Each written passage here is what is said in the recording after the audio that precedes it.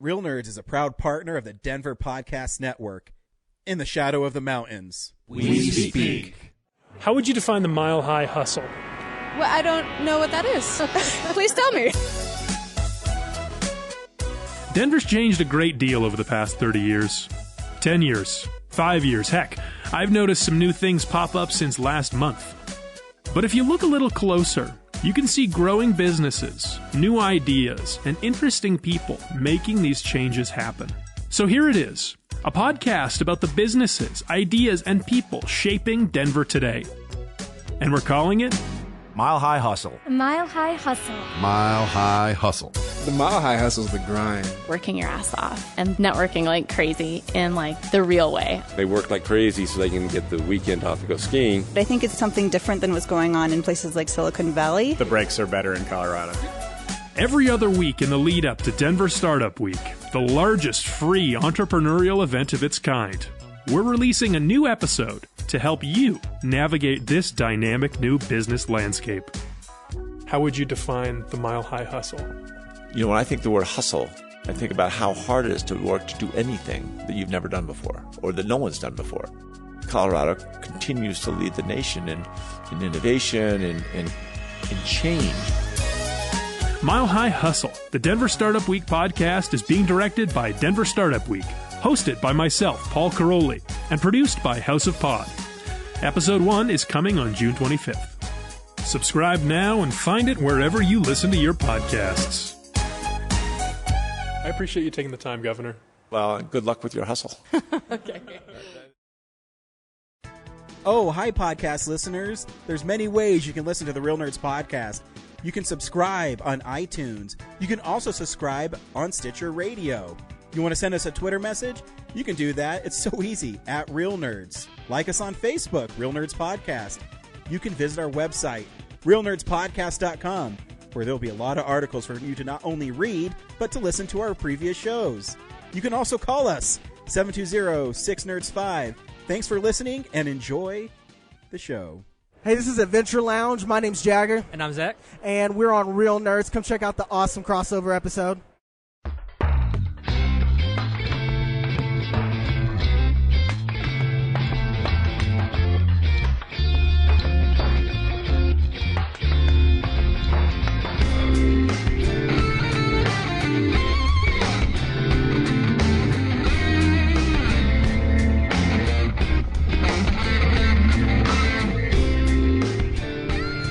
Welcome to Real Nerds Podcast, unofficially the official podcast at Denver Comic Con 2019 and beyond. Today we have a sad room. Oh. It's only me and Zach. Zach, what's up? See, you say this is sad. I'm Zach, by the way. You say this is sad, but I think this is the matchup that the fans have been waiting for. I think it years. is. Like this is Freddy versus Jason level, like excitement. Ronnie, what? I just thought of it. Ronnie Yu should direct this podcast right now. Lots of hypercuts. More blood! More blood! Hey, Kellen, why don't you tell what movie did you watch this week? But I watched Dracula. In Hotel Transylvania? What does he say? He put people in the door. Yeah? Does he say blah, blah, blah, blah, blah? Yeah, because he doesn't say blah, blah, blah because he's silly. What movie did you watch with busting? But we'll talk about ghost things. You gonna talk about Ghostbusters? And then we'll talk about the ghost oven, what's making the oven go. Kellen, do you cross the streams? It was to make it go, and then the Ghostbusters were crossing his dreams. Yeah? Love it. And do they fight? Who do they fight? Who do the Ghostbusters fight? Ghosts. And the other was doing this. That means there was ghosts in the kitchen. Yep. That was the scariest part of it for me. And then there was ghosts in the living room, Daddy. Yeah. And then there was some outside. What ghosts were outside? Oh, yeah. But we'll try. And then we can play them later. Okay. And this time we have to find them outside. Okay. Who is the biggest ghost? The green one. The green one? Mm-hmm. What happens when the green one touches you? And then I have to scream them away. Yeah? I'll scream them away. What gets on you when he gets you? I'll scream him away. You'll scream him away? Okay. He's been watching Ghostbusters, Nice. and he's been really excited about it. He likes it. He likes Ghostbusters, too, because it has pink slime, and the baby's always in trouble. Oh, yeah, that makes sense, I guess. Baby's in trouble. There's slime in the bathtub. There is slime in the bathtub. Yeah, I haven't seen 2 in a long time. I watched the first one a lot more, though. Fly. We were catching them. What's the big ghost? What is he made out of? We were getting them. What's the big one made? The white one. What's he made out of? He was trying closer to us. Was he climbing the building? Yeah. And is he marshmallows? Yeah. What happens to him? And then I woke in. Okay. And then I was still in. Good job, buddy. Yep. Most parents show their kids, Aladdin, Lion King. I show mine Ghostbusters. If Paul Feig is listening, I think I've got a good pitch for 2 with Melissa McCarthy and Kristen Wiig. Speaking of Melissa McCarthy, every week on Real Nerds Podcast, we go see a new movie and we podcast our experience to the world. This week, we saw the Happytime Murders. Stay tuned to the end of the show. We'll see if you should see it or not, play the trailer, and then spoil the movie. Before we start, we lost a member of our family. Zach, I'm sorry to hear about your doggy. Oh, yes. Jason Mewes Eastman. Yeah, he was named after Jay and Silent Bob because I was really into Kevin Smith at the time, and we named the first dog Shannon, so I was like, well, I get to pick the next name, and it's Jay. Shannon after Mallrats? See, I put it as Jay after Jason Mewes and Shannon after Shannon Elizabeth, Jay and Justice. No, but it was a wonderful dog. He passed away, buddy. Yeah. Poor guy. Isn't that sad? Yeah. He was going through seizures though. And I talked to you guys about it before, but off air obviously.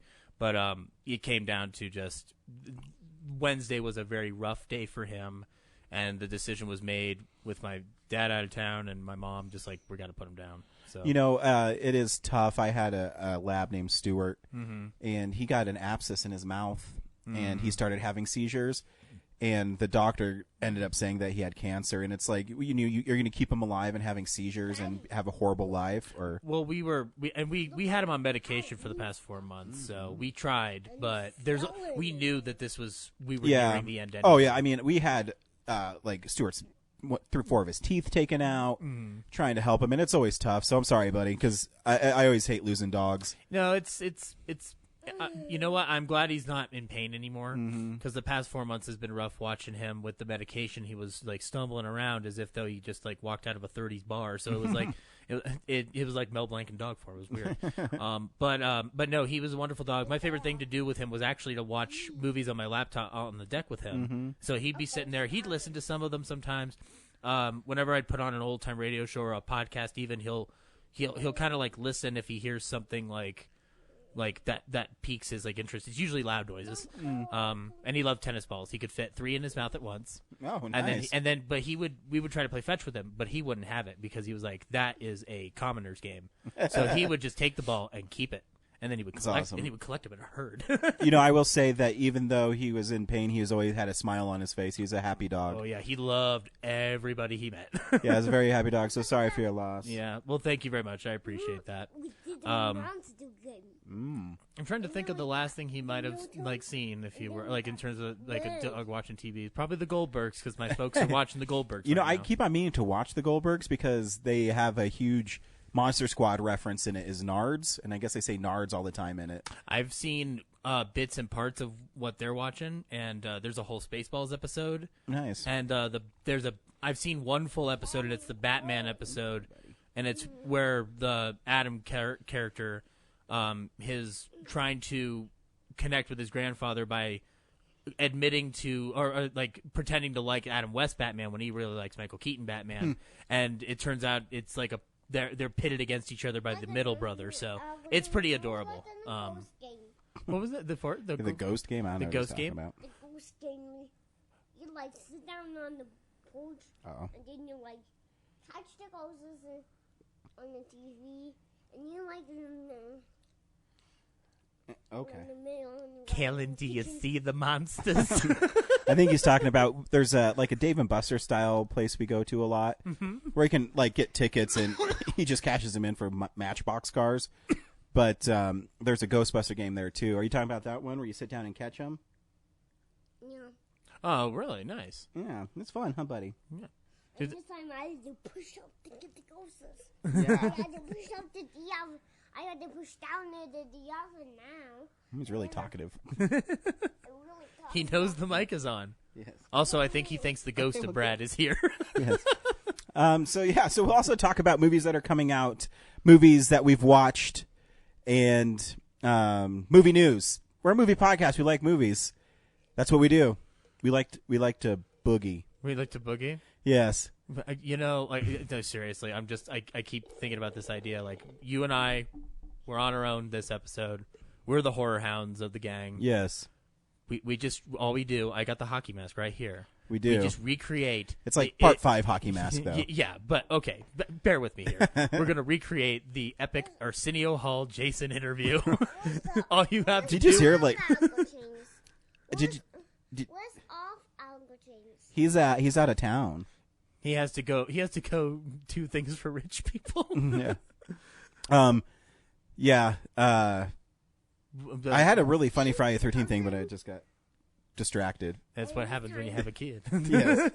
You shoot behind the bench, then I'll shoot it on the bust it down. Okay. There you go. Then I'll shoot the glass to roll it. So I can't wait for Mattis to get that age. Right? They're just nonstop. So without Brad here, I guess it's time to go around town with Zach. We're going around town with Zach. Not Brad this week, 'cause Brad is lame.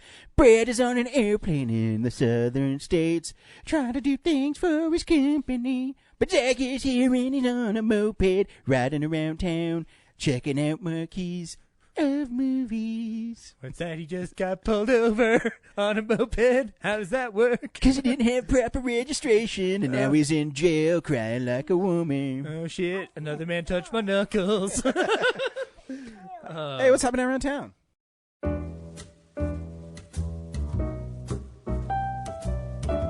Hey, film buddies. Follow me around Denver.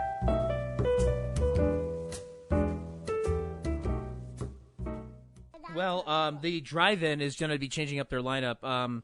Starting on August 31st, you can see Crazy Rich Asians as the first bill, The Meg as the second, and the final will be The Equalizer 2, which I have not seen either of those, or all three of those. So really? I need to watch The Meg, definitely. I'm taking next week Oh, that's off. right. You pulled a Ryan when The Meg came out. Yeah, but to be fair, Black Klansman is really good. And then I want to see Equalizer 2 because I remember liking the first one. And Crazy Rich Asians, I was going to go see it eventually, but I'm not a rom-com fan, so I'm kind of like... Oh, no, buddy. Or I've been a betrayed rom-com fan, I guess I should say. So this might bring me back to it because it looks like it feels like an old-fashioned romantic comedy where it's like there's like an elegance to it and sort of like its production design and stuff like that. They're not afraid to go all out, you know. Podcast listener and friend Corinne said it's a good movie to see. Nice. And then for the Midnight Madness at the Esquire, you can see Monty Python and the Holy Grail. So get your coconuts ready, guys. Yeah, you're ready to go. Yeah. It's a good movie. I don't know if you know this, but a swallow cannot carry a coconut. There's a fun little fact that I read. I don't know if it's true on the internet. Sometimes you never know.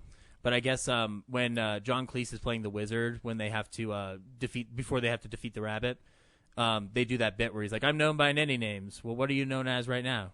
Tim. And that line, apparently there was a long ass name he was supposed to say, but instead he just said Tim, and Gilliam and Terry Jones rolled with it.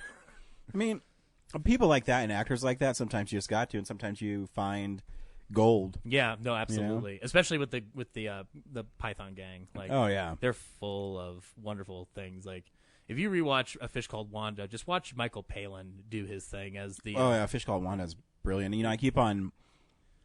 I have this itch to watch it because Jamie Lee Curtis has been so active lately. Mm-hmm. She's wonderful in it. Oh yeah. I think it's Arrow put it out recently on Blu-ray. Yeah, and it's one I think I should get because I think the other one's pretty bare bones. Oh yeah. You want to get the one from Arrow, and I think it's only like in the $18 to $21 range. So. And it's a good one, and because she's so active lately because of Halloween, it just makes me want to watch A Fish Called Wanda. You know what makes me want to see again? True Lies too. That's another one. I don't know why they don't put it on Blu-ray. Because James Cameron hates us. I guess. Well, I mean, it's owned by 20th Century Fox, and now Disney has it, so maybe. You're never getting it, Ryan. Oh, I'm getting it. Thanks for joining my club. That's right. As an official D23 Gold member, I demand True Lies on Blu-ray. I want you to break into their stockholders meeting. Oh, that'd be so sweet. Just like, I object. Iger, sit your ass down. This is what's happening. Listen, you and Horn got to get your shit together. And you can have me on all the special features. Special featurette. Ryan of Real Nerds Podcast says, this is a great movie. Over and over again 50 times. Because that's all the insight I have to it. The commentary is just you going like, that's cool. That's cool. Oh, this is where he shoots the missile with a guy on it. I think he's dead. It's a premonition commentary. But yeah, that's what's going on around town. Awesome.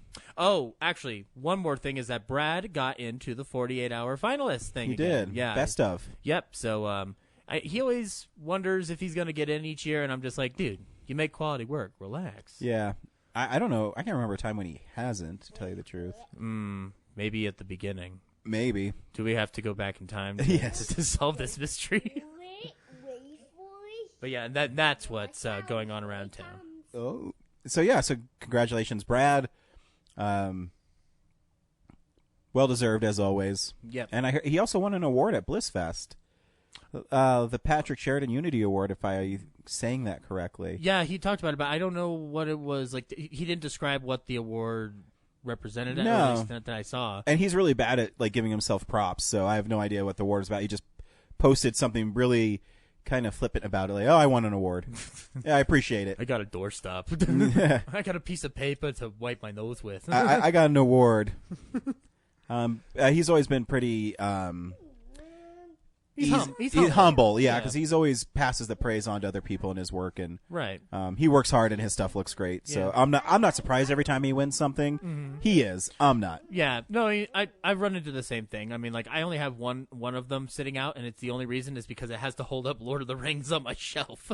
No, it's because you have an inflated ego, Zach, and you have to have. Look at my award. Look at how fake and golden it is.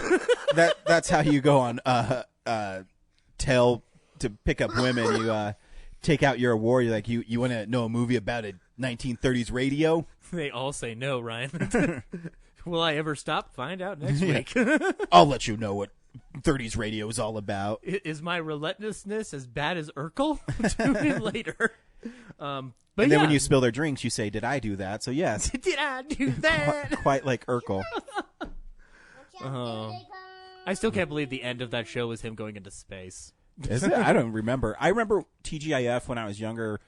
Me and my brothers would always watch it. So we liked. It's a giant show day tomorrow. Okay, we liked Urkel, Family Matters, and Step by Step. Mm.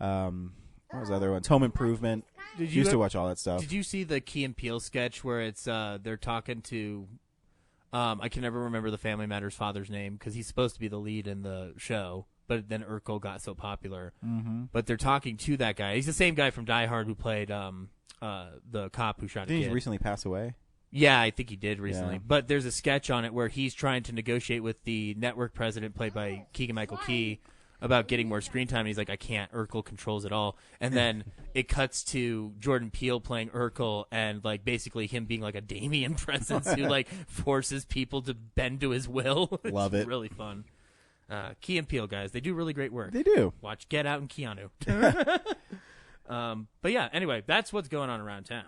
What's happening in movie news? It's real news.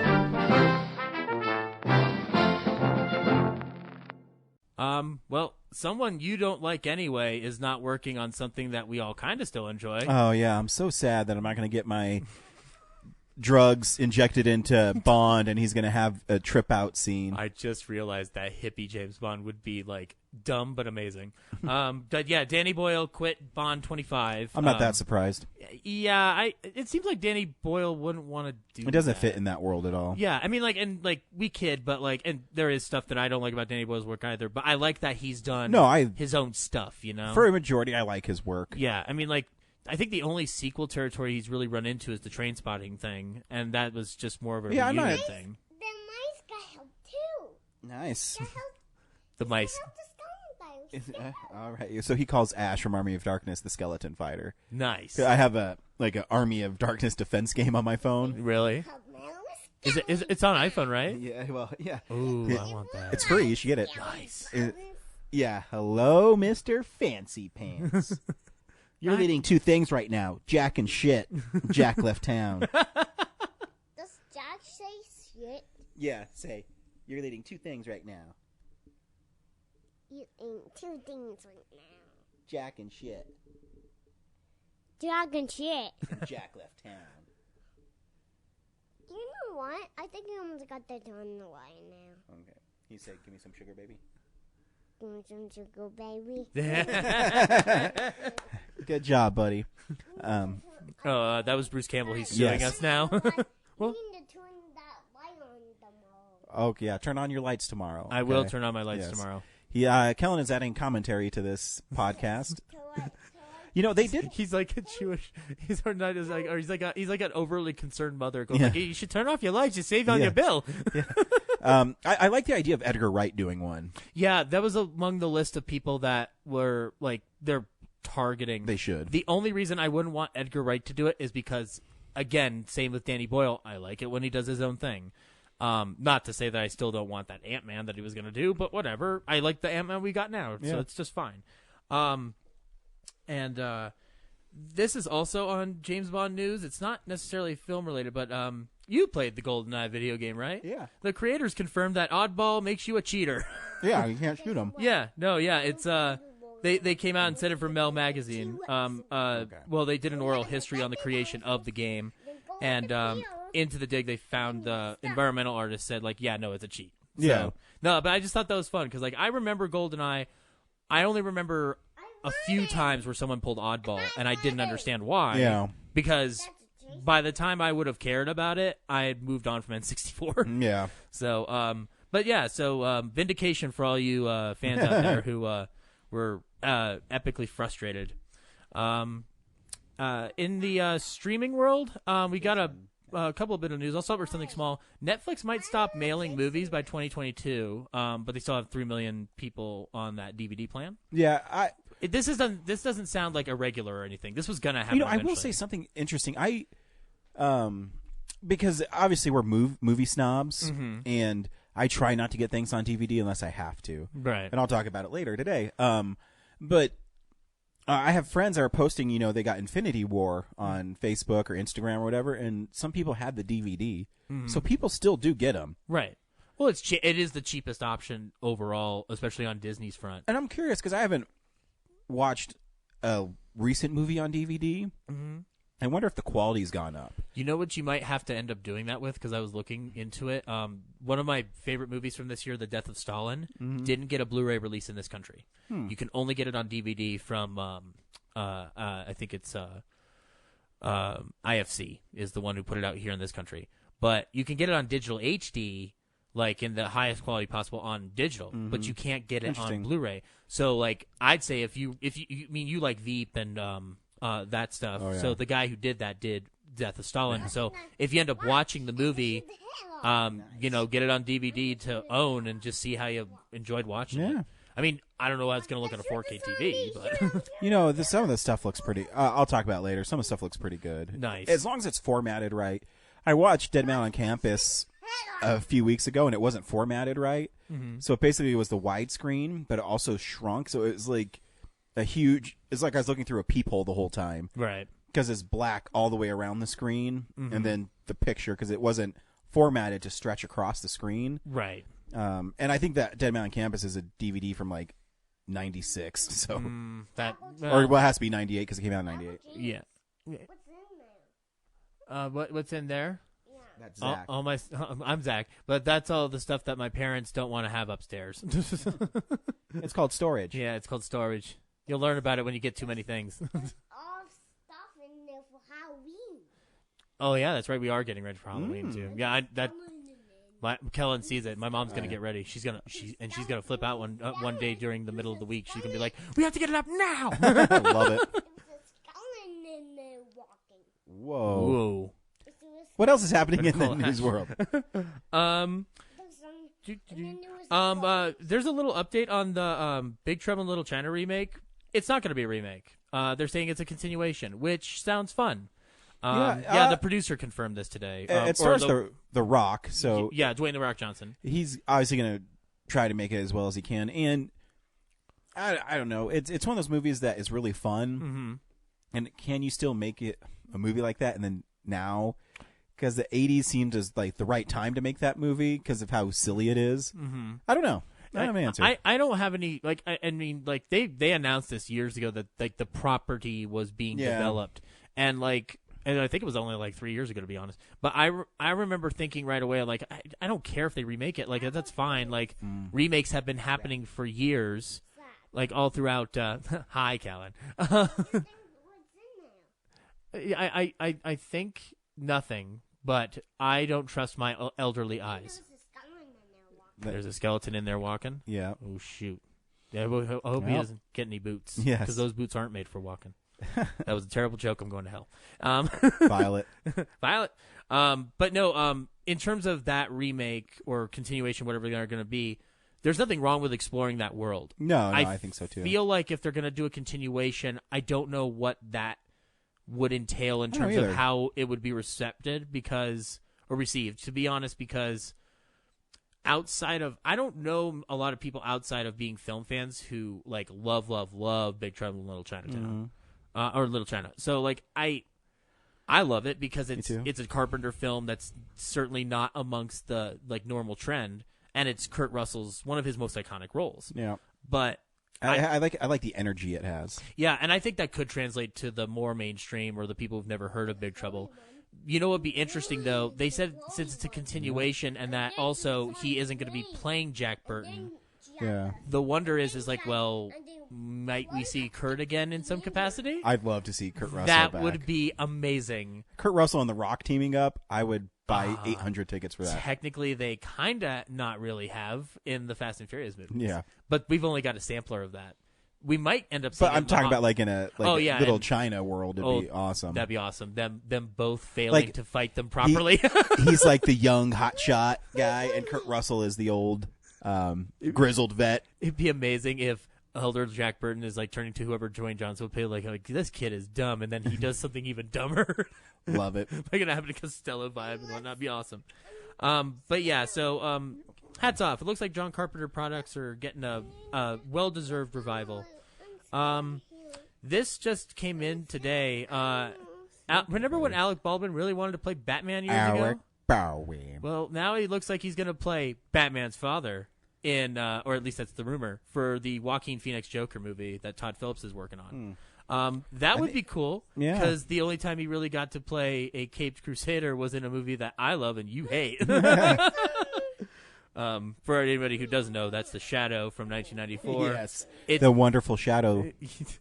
It's fine if you like that show, or if you like that radio show. No, it's not really. Back to the streaming world for a second. Disney, their streaming service got an official name, and it will cost less than Netflix. The service is called Disney Play. Well, here's the thing: is I think maybe it's Disney Now. I don't know. I have a Disney. I think what's the Disney app I have right now? Let me look. Oh, yeah, it's Disney Now. I'm like, I think that's already its name, but Disney Play makes sense. Disney Play, yeah, sounds fine. It sounded like they were going to make it sound like super epic, like something that you would never believe. But no, Disney Play, that sounds fine. And the subscription costs will be Iger thinks that they're going anywhere between $8 to $14 a month. So I mean, I'm going to get it. I'm going to get it as long as they have shows and content that you're not able to get, because. I mean, some people will get it for Marvel and Star Wars and things like that. I want it for, like, Pollyanna or the Apple Dumpling Gang. Stuff I can get on DVD, but I don't necessarily want to own. I can just stream it. Right, like Love Bug, Swiss Family Robinson. Exactly. Swiss Family Robinson. And I'm looking for maybe classic shorts. Mm-hmm. You know, that's all I really want. I think that's because actually we were talking about it's not coming out this week on Blu-ray, but you sent the info on that Mickey Blu-ray for the 75th anniversary. 90th. Or 90th, yeah, sorry. I think that's the ideal place for the shorts to go, because that's where they'll be most watched. I think so too. And I want them as a collector, but I'm willing to make this concession. I know. I've been doing some research on that. Like the cover art's awesome. It starts with, like the Iwerks Mickey, and it evolves all the way up to, like John Lasseter Mickey. Yeah, like modern Mickey, I guess. Yeah, that's wrong. John Lasseter never did that. It's the Skeleton King. Oh no. Oh no. And it's only 13. Welcome back to the land of the living. And this now what makes, pick up a shovel and get to work. One of my favorite lines in the movie. What makes me mad is, so I pre-ordered it on Amazon, and then I forgot Amazon and Disney are fighting for like years now. Yeah. And so I pre-ordered it on Amazon, and it started out like, I think it's listed at $24. And then when I first pre-ordered it said $16.99. I'm like, whatever, I'll pay $16 for Mickey Mouse cartoons in HD. And then 3 days later, I got an email saying, this is no longer available. We'll email you when it is. Meaning they're not going to let you pre-order it. You have to pay retail price. And by retail price, I mean their suggested retail price of $24 to get it. So I'll just wait till it comes out, or I'll get it on the Disney Club. I'm not going to do this stupid thing with Amazon. Yeah, no, I agree. I had the issue with them. I don't think I told you last week, 2 weeks ago, but I had an issue with them within the Mouth of Madness. Oh, yeah. No, yeah, we talked about it. Yeah, because Shout was... Because I freaked out on them, too. And I told him, like, why am I ordering from you? Yeah. I mean, like, I will say that, like, I kind of bend to their will a little easier because there is stuff that, like, it's never a pre-order situation with me most of the time. Like, one of the things we'll talk about in Blu-ray releases, the pre-order's gone fine, and it's coming tomorrow. Yeah, no, and here's the thing is I only pre-order stuff because usually through the course of its pre-order life. So In the Mouth of Madness is a good example, and when you pre-order it's $24.95. Right. So the price fluctuates based on how many things people buy. I understand the business model. And at one point it dropped to $15.06. So my price is locked at that. Right. But like, whereas mine, because it told me it was out of stock, exactly, and then suddenly became available again, I had to. It thankfully went back down to $19.99. Yeah, but at one point it was like $28. And here's I don't care about paying $19. I like Scream Factory. Obviously, I'll talk about it later. I'm writing a whole articles about them. I love Scream Factory. Yeah, this is nothing against Scream. It's nothing, and it's not the price. It's just Amazon. You go to it because they're the number one retailer in the world. They get the most product, and so they should offer prices, because I know that the more you buy as Amazon as a company, the less people charge you because you're buying so much of it. Right. So that they didn't drop the price it's irritating, and I'm at the point now because like Trick or Treat comes out in a month and all this stuff, and it's still at $34.95, and on Scream right now it's $22. And then I can get it 2 weeks early, and I don't care about the posters, but they also send you a poster. Yeah. So I might just start pre-ordering them. Yeah, actually, there's so they can come to die. Okay. He's like really excited about it. Oh yeah, he's a ball of energy today. Yeah. This is we got two more pieces of news. This is sorry, me and Zach go on tangents. This is actually Comic-Con related. This came through today. I'm pulling this up from San Diego local news. A federal judge has awarded San Diego Comic-Con $3.9 million in legal fees in a copyright infringement lawsuit filed in 2014 against Salt Lake City's Comic-Con convention. Yeah. So now, basically, what this lawsuit is implying, and its victory implies, is that you can't call your con Comic-Con anymore. Yeah. So you can call it so. For example, Denver Comic-Con, you cannot say it's Comic-Con. Right. The Comic-Con is the San Diego thing, and yeah, and it's just another thing where people are like, "Oh, you're so freaking Hollywood now." Yeah. Well, I mean, like, yeah, I don't know how to really justify San Diego's action in this one, because it seems like they know they're already the hot shit. It's not like anybody's going to mistake Denver Comic-Con for San Diego. You know, it goes back. That'd be amazing if someone did, though. It goes back to it was like 20 years ago, maybe even longer. So the WWE used to be the WWF, and then they lost a lawsuit to the World Wildlife Federation, and that at that point it's like they only chose the World Wildlife Federation because it's more respectable than the World Wrestling Federation. Right. So now it's World Wrestling Entertainment, which is fine, but it's just a stupid lawsuit. You know what I mean? On the plus side, Vince McMahon could get endangered animals to fight. Right. That's terrible. We don't want that to happen, guys. We don't want that to happen. And then the last piece of news, unfortunately, is sad, but life well lived. Screenwriter and playwright Neil Simon passed away at the age of 91. I love Neil Simon. I do What's too. your favorite Neil Simon? Sunshine Boys. Always Sunshine Boys. I love The Apartment. I will... I hate you. That's Jack Lemmon, first of all. No, but I mean, to quickly for anybody who doesn't know what Neil Simon is, and Ryan, he wrote The Odd Couple, Barefoot in the Park, Promises, Promises, Goodbye Girl, and Lost in Yonkers. And if you ever want to know how to break Zach, just say stupid stuff like that, because when you talk about radio and Neil Simon and anything, Golden Age of Hollywood, stuff just. And anything just dig old, it in. Anything old. You want to talk about the Civil War? Let's talk about the Civil War. No, no, The Odd Couple obviously is it's a masterpiece in comedy. It's just so fun, and he's so witty. His dialogue is really witty. He and you were a theater kid, so like, and I was too to a certain extent. But every acting class that I took, Neil Simon popped up somewhere, and eventually we ended up doing the scenes from The Odd Couple as part of our finals. And I think I remember doing the spaghetti linguine scene. Oh yeah, as ours. Which it's an amazing piece of comedy in terms of how you get the actor to work. Yeah, my claim to fame in high school drama was I was Oscar in The Odd Couple. We put on The Odd Couple. That is beautiful casting. And I used to. So you can ask Brad. I like to do PSs, and for the most part. So when I was in actual theater, I would follow the script pretty close. But there's a part right after the spaghetti part where you take the plate of spaghetti and you throw it against a wall. Right. And Oscar, who I played, had a monologue, and it's really funny. And it's a guy threw the spaghetti at the wall. Yeah, and it makes it all dirty. It did make it dirty.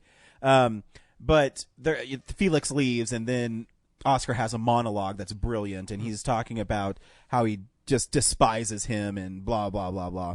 And I would always change it, so it used to drive the tech crew crazy, because all the friends came back at that point.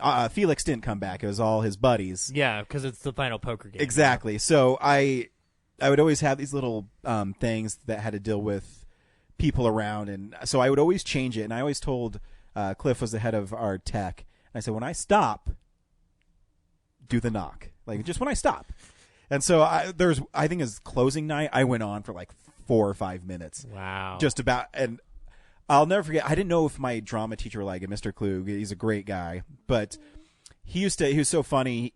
On stage right, he used to put up this like wooden barrier so he could be left alone and watch the show, and no one would sit around him. So he'd sit down, and I was about halfway through this semi-rehearsed, just winging it monologue with Neil Simon's words and mine. And he was just laughing so hard. And when I was done, and because this is the last show, I was like, fuck it, I don't care. Right. And if you were in theater, it's the last show, you kind of do stupid shit. Yeah. So I was going. And I remember talking long. I'm pacing back and forth, stage left to stage right. And I'm looking up, and I can see the tech guys in the spotlight guy going, oh my God, what are you doing? And it was done. And I got done with the show, and I came out, and he said, brilliant. And I knew I got it. But no, I love The Odd Couple. The Odd Couple's a brilliant. The Odd Couple is an amazing piece. And and actually I like The Odd Couple too. It's a film he wrote as the direct sequel to the film version of the original Odd Couple. Yeah. It's not the same thing, but I like the progression of the characters. But yeah, The Sunshine Boys is my personal favorite. Not just because of its connection to the people they got for the film version, but if you read that play, he says a lot of very mature things about what it is to be motivated to be in show business. Like it's almost like a love. It's a love letter to show business, not necessarily playwriting, Hollywood, whatever. It's about show business in general. The one of the most brilliant things about the film version that Herbert Ross did with Matthew and Burns is that he starts it with the Donald O'Connor song from Singin' in the Rain, Make It Laugh. Make 'em laugh, but it's an instrumental version.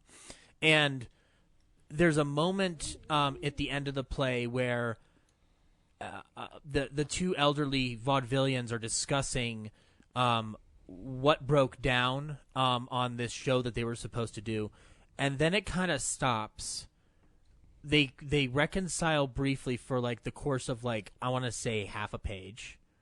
And then they just start, like they don't reach a conclusion of we've made peace. Mm-hmm.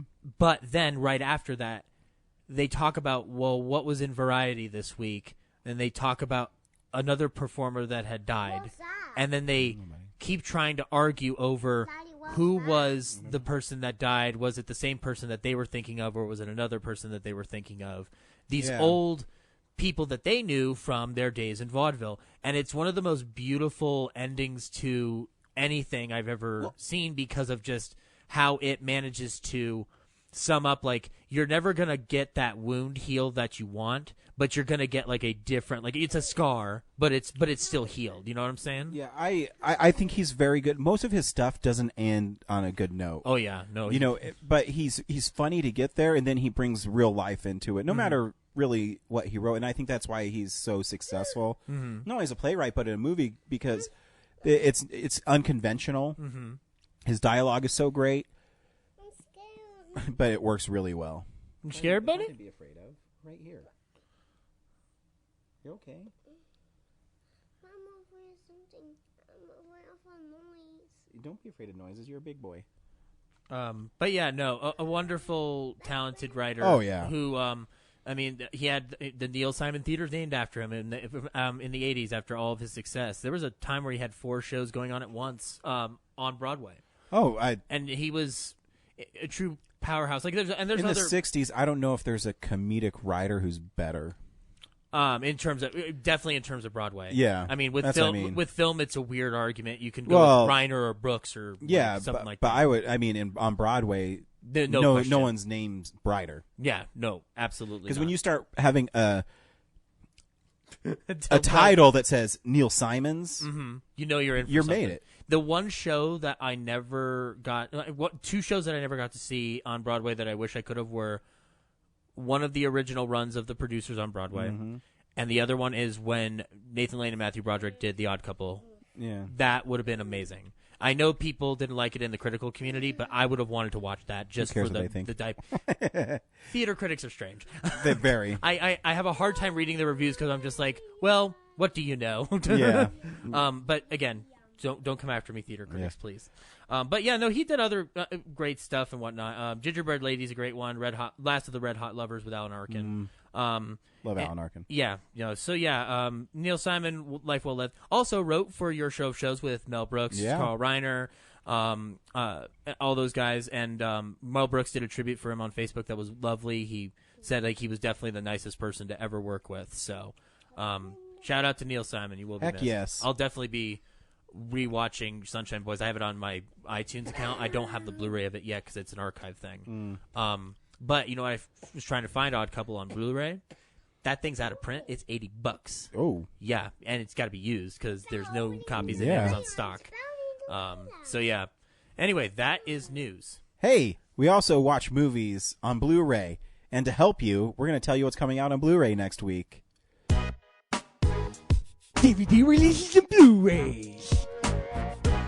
I mean, the big one is something I'm excited about. Yeah. I mean, I have most of the movies, right? But I do have one coming that I'm really excited about. We're gonna talk about it last because we'll get through the direct first, because then we'll just geek out. Well, among the new releases, Upgrade, Tag, and I think it's just Upgrade and Tag, isn't it? Yeah, just Upgrade and Tag. Oh no, and RBG are coming to Blu-ray this week. I don't see anything for a 4K. Did you like Upgrade? I did, but I will fully admit it's Saw with AI. So the thing I was thinking about getting it. It's one. I don't care. It's not on 4K. That's fine. There's no special features on the Blu-ray. Really, it's just the movie. I just read the review on Blu-ray.com, so that's one I'll wait till it's like $5 or $6. That stinks. They're reissuing the Child's Play movies that are under Universal's banner. So you can get Child's Play 2, 3, Bride of Chucky, and Seed of Chucky. Although if you got that really cool 7-film collector set, you're already good to go. Yeah, I got the 5 when it came out. Oh, nice. You see, you didn't get the new one with the doll pop out, did you? Because that's the one I heard has all the documentaries on it and stuff. But yeah, on the re-release front, Tucker, the Man in His Dreams, is getting re-released for Blu-ray and digital. Tucker, the Man in His Dreams, the Jeff Bridges movie. And then From Shout Factory, Scream Factory, we've got Brain Scan with Edward Furlong, which I heard about. I've never seen this. It sounds ridiculous, so I might end up wasting my money on it at some point. It is pretty ridiculous. I don't remember it. It's one of those movies. I'm older than you, so I rented it at Blockbuster on video. Really? And I don't remember it. Wow. I mean, if nothing, to see another Edward Furlong performance, I guess. Olive Films is releasing the Wachowski brother-sisters' first film, Bound, which is with Jennifer. It's a good movie. I haven't seen it in a while, but I remember loving it. And Jennifer Tilly's great in it, and Gina Gershon as well. From Vinegar Syndrome, this is one that I wanted to read the plot synopsis for because I lost my shit over it for some reason. Not Wonder Woman, Wonder Women. Oh. On Blu-ray, Vinegar Syndrome, Blu-ray and DVD, movie from 1973. This is the one-line description of this film, Ryan. An evil woman makes a good living by kidnapping famous athletes, chopping them up, and selling their remaining viable parts to the elderly rich until an insurance detective catches on and saves the day. You know, those insurance detectives are pretty good. This sounds insane. Buddy, I don't know what you want. This is like one of those like we've talked about the ones that like James picks out and whatnot. Like this is where I'm just like no.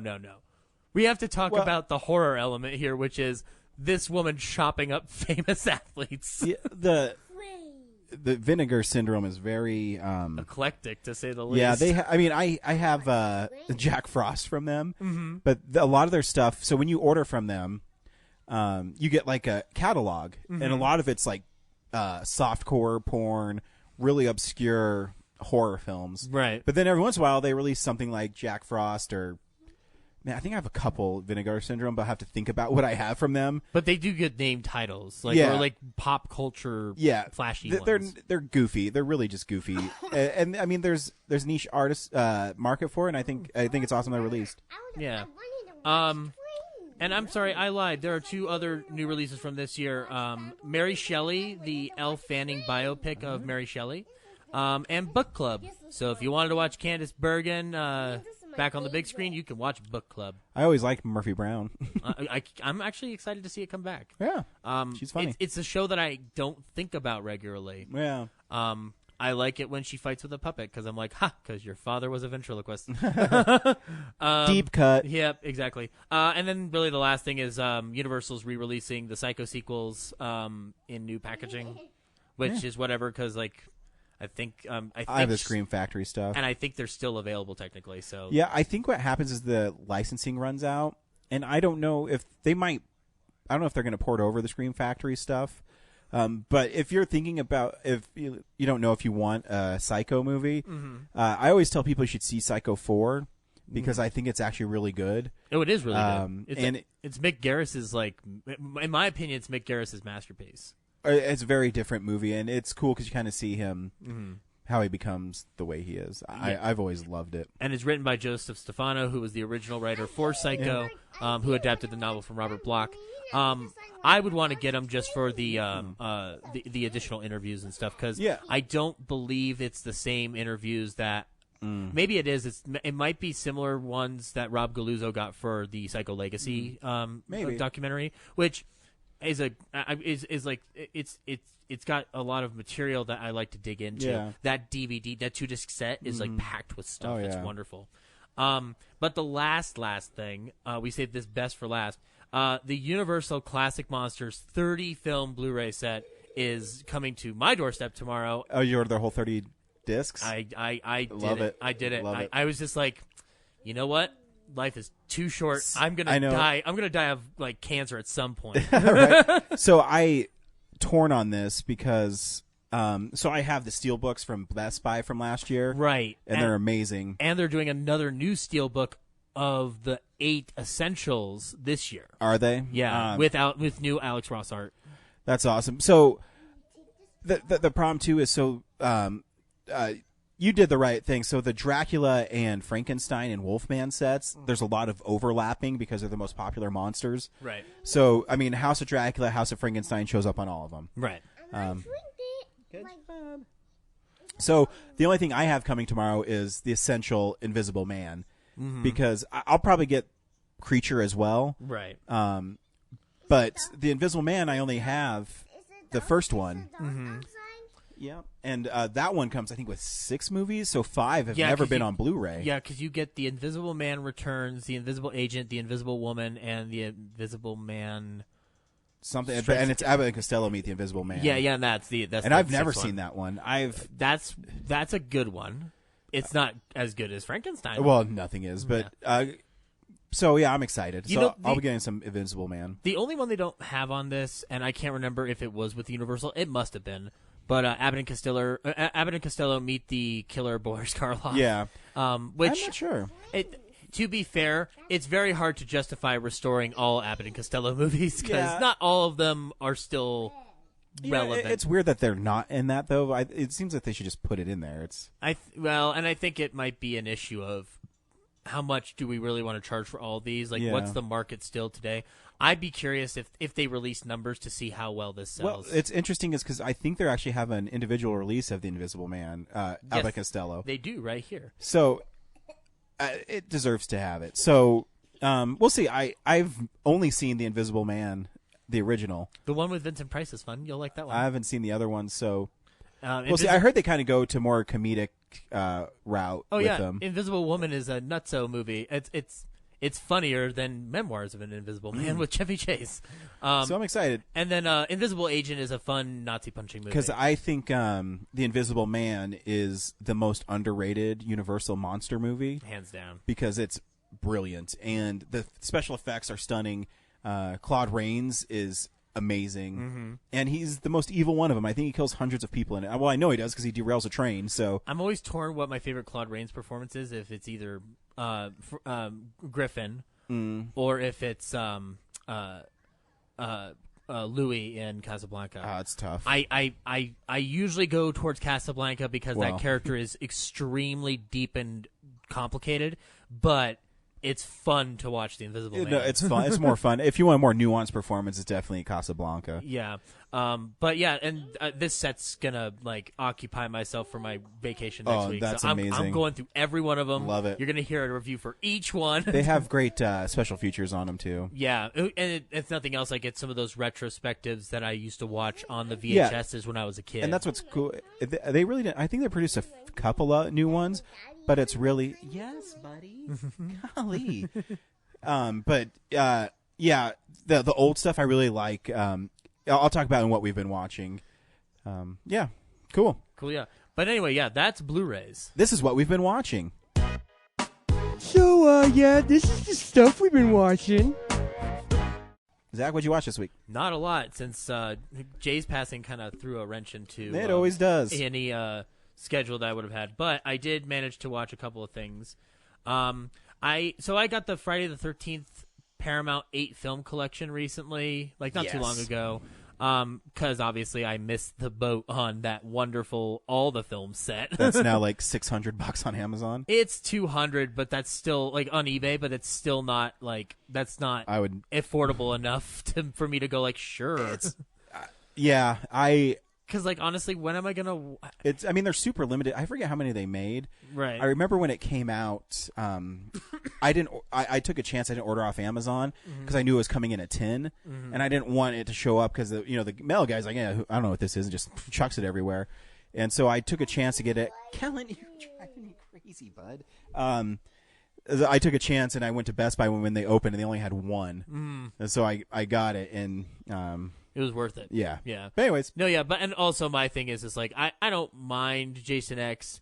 I haven't watched Friday or Jason Goes to Hell more than maybe twice. So, if I got those on DVD, I wouldn't be the saddest boy in the room, so. Yeah. Those ones I think you're going to have to right now because I'm surprised the Paramount released those ones with the legal troubles they're in because that's a pretty new set, right? This one just has the ones that Paramount owns.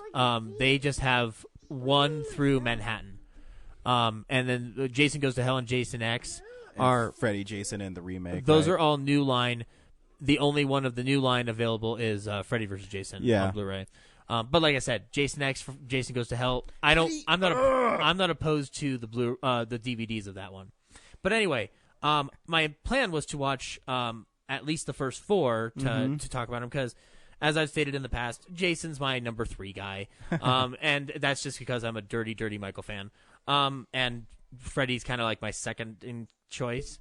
But Boo. I will always admit that the Jason movies are endlessly entertaining and immensely watchable. So I rewatched Friday the 13th, Part 1, or just Friday the 13th, for the first time in HD. I still like the movie. I think it's great. If we're talking about Sean Cunningham's work, I think it's my favorite of his work.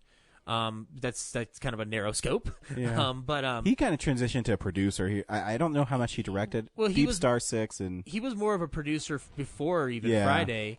And then he did a little directing with The House and the Deep Six Rising, and then he kind of moved off of it. Yeah, I don't think he's directed anything in a while. Because he's living on fat money, son. I would.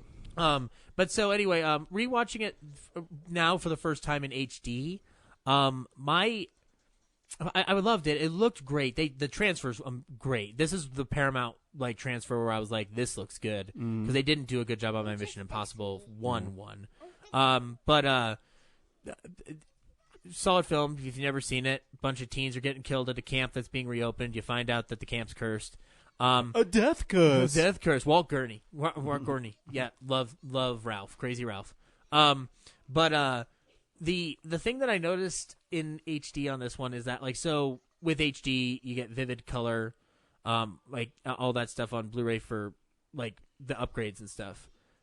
When they do a restoration, I don't think this is 4K. This looks more like they just got it up to speed with the Blu-ray. Mm-hmm. But all the kill sequences that are in brighter light, you can see Tom Savini's makeup. Yeah, the makeup isn't blended in as well. Yeah, and it's sure I'm just a product of the time. It is, and it's not a detriment or an insult to Tom Savini's work because it still looks amazing.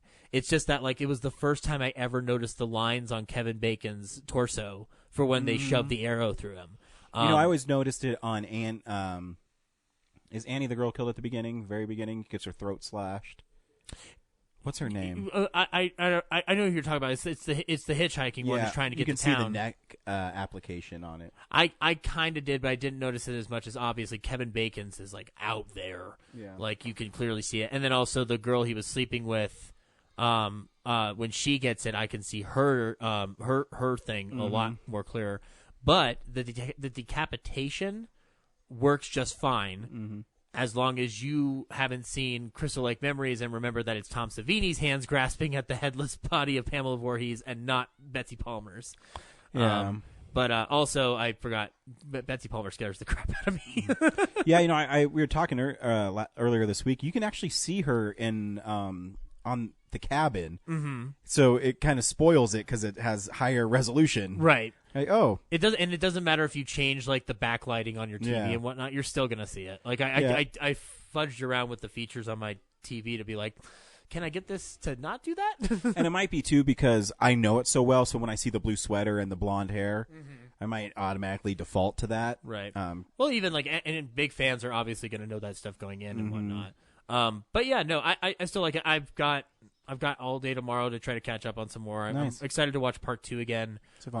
Part 4 I watched 4 and 8 the most because I've watched them each 4 times. What I've always said, I think 4 is the ultimate Friday the 13th film between nudity, senseless killing, and a mean Jason. I think 6 is the best film. But the ultimate Friday the 13th is part 4. Right. I like 6 a lot for the same reasons, just because it's done very well. It's the best made one of them for sure. I like 8 because it's ridiculous too. It is. 7 is interesting, but there's a better cut out there that we'll never get. Yeah, 7 I'm torn. I think the direction is sloppy. I think Buechler's a horrible director. But I just want to see what he was going to do with those kills. Yeah, but the Jason and the gore is amazing. Yeah, no, and it was the first Kane Hodder that we got. Exactly. So obviously we're indebted to it. And then I went to the Alamo Film Club the day after we recorded last week's episode, and I saw King Cohen, which is the documentary about Larry Cohen, the director of the It's Alive trilogy, the Black Caesar, which is a film that Brad and I saw at the Esquire Midnights a couple years back, and I had seen it before, but I hadn't seen it on a big screen. That's why I dragged him to it. But if you don't know who Larry Cohen is, he's a screenwriter primarily, but he's also a prolific director who worked mainly in the 70s and 80s and early 90s in terms of directing. And he was kind of a run-and-gun filmmaker, and he he really kind of emphasizes the definition of guerrilla filmmaking in terms of his style and technique and the way he got certain shots accomplished. One of his most prolific films, I think, is probably Q the Winged Serpent. Yeah. In terms of just like how many people You probably can get that for $9 from Scream Factory. I know, and it's a pretty decent transfer from what I've heard. But yeah, you can borrow it if you want. But they talk about a story that I'd never heard about that film before, and it's actually really amazing. Is that there's a scene where the serpent is supposed to be circling around the Chrysler Tower and whatnot. Well, they were doing renovation work at the top of that tower. And so they paid the window washers to hold the fake machine guns and stuff and fire out and around like madmen. It caught the attention of the cops. And among the cops that were asked to come to the scene were cops who were working the set of Trading Places by John Landis. And it scared the city of New York so much that they had to put an ad in Variety apologizing that they scared New York City. And they make a good point in the documentary. Like, half the stuff Larry did on set you can't do anymore because of 9/11, because of the fact that we are tight-knit in security nowadays. But it was uplifting to watch that film in the respect of, like, if you are an aspiring filmmaker of any, like, type or fashion, this is a guy to look up to, regardless if you want to do the work that he does in terms of genre is primarily his shtick. This guy you want to look up to because it's a perfect example of dedication. Like, you want to know how prolific this guy is? Martin Scorsese is in the documentary, and he praises the shit out of Larry Cohen for being one of the last people to use a Bernard Herrmann score along with him, but also just the way Larry did things. Like, I mean, he was in charge of Bernard Herrmann's funeral. And this is the guy who did the Psycho score and the Citizen Kane score, and his last one was Taxi Driver, but his second to last was It's Alive, which is a wonderful score, and he was allowed to do anything he wanted on that score because Larry just said, like, I don't care, do whatever the fuck you want to do. You're the genius, not me. So it's not getting a traditional theatrical release, this documentary.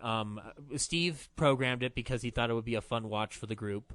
And I love talking about it with him afterwards. But you can get it, I believe, now on VOD, and then in September you can get it on Blu-ray. But it is one of the most fun documentaries I've seen this year. Nice. It definitely is in contention for Filmsplosion because I appreciated it that much. A lot of people had a lot of nice things to say. They also talk a lot about Phone Booth and how Phone Booth, the voice of the guy over the phone that Colin Farrell's talking to, the original guy wasn't working. So he told Joel Schumacher, like, hey, I don't think this is working. Joel said, you sure? They're like, yeah. Okay. That's when Joel Schumacher called in Kiefer Sutherland to do it. So you know. And then and you watch that movie, like, Kiefer Sutherland's great in that Kiefer voice. Sutherland's always great. Yeah. But this isn't even him on screen. It's No, a voice yeah. performance. And that's a testament to Larry's script because that script absolutely. is fucking great. I love what I like about the movie too. It's really short. It's like right to the point. Yeah, it doesn't mishmash with words the way I do. But yeah, it's a great documentary. I'm glad he's still around to talk about this stuff too, because it's like he's among those filmmakers who I want to hear every story possible before we lose him. You know. Yeah. And then this isn't a film, but it's related tangentially to us. I got to see the Great Podcast of 1939, which was a live Denver show with Hal Rail, Maggie Roswell, and Comic-Con Real Nerds guest Brian Cummings, all voice artists in the area.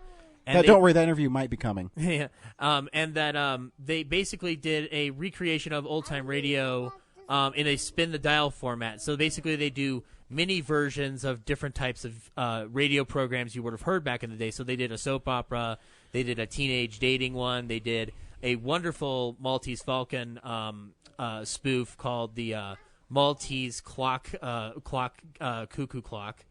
But they kind of like move in and out of it. It's a wonderful production. You would want to see it live. I know they're going to try to release an audio version of it at some point. But the live version is awesome because you get to see them work the sound effects, which is essential to that kind of performing. And you also kind of get to see stuff that you wouldn't get to see if you're just listening to it on the podcast. So it's worth the money that you'd pay to go down and watch these guys who are very talented, who have worked in film and television for years, especially in animation. Like Maggie Roswell's was Maude Flanders on The Simpsons and is still Helen Lovejoy on The Simpsons. Hal's the voice of the Predator in Predator 2. And Brian's done tons of stuff where there's the Berenstein Bears, the Gummy Bears, and the Stove and Beauty and the Beast. So the watching them perform is amazing. And they have a local people who are doing the show too, and it's wonderful. The one that and I told you about this, but I'll repeat it. One of the best sketches, hands down, was at the very end where they did an adventure show where it's Amelia Earhart and Eleanor Roosevelt team up to solve mysteries together. And this week's mission was to save Charles Lindbergh from being brainwashed by Hitler. Which, if you know Charles Lindbergh history, it's kind of layered in all its forms. It's a deep cut. But one of the funniest lines is the guy who's playing Hitler makes Hitler sound like Droopy Dog, and when I think it's Amelia is winding up to punch him, he goes, "Please, not in the swastikas." Then they punch him, and then that's the end of it. It's wonderful. But so yeah, they're trying to do more shows. They're part of a company called the Denver Herd. I would check them out online. It's a wonderful show. It was really awesome getting to talk to them afterwards with it too. So just kind of hearing how they got this all started. So, but yeah, that is all I watched or witnessed this week. I have a few things I missed last week. I didn't get off work that night until like 10:30. Damn. It was awful. Anyways, I watched Batman Bad Blood, which is a third part in like a DC animated thing dealing with Damian Wayne. And it's pretty good. I've been reading Batwoman comics, and she kind of makes her debut in this movie. Not good as Batman versus Robin, but it's pretty intense for a cartoon film. Is it one of the rated R ones? Or No, it's PG-13, but there's people shot with guns, and Batman actually he's supposedly dies at the beginning when he first meets Batwoman. Not Batwoman doesn't kill her, but he kind of dies because of her.